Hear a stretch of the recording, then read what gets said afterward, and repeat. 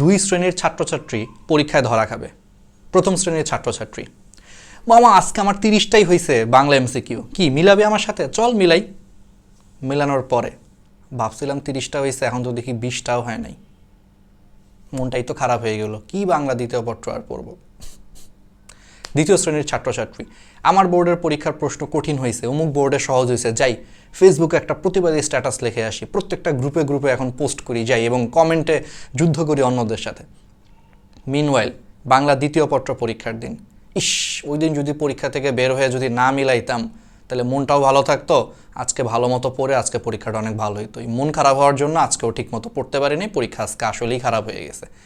ইস ওই দিন যদি ফেসবুকে এত সময় নষ্ট না করে, এত প্রতিবাদী পোস্ট দিয়ে, কমেন্টে যুদ্ধ না করে যদি এই 2টা দিন একটু ভালো মতো পড়তাম, আজকে বাংলা দ্বিতীয় পত্র পরীক্ষা ভালো হতো। কারণ 2টা পত্র মিলাই কিন্তু আসলে A+, একটা খারাপ হয়েছে আর একটা ভালো।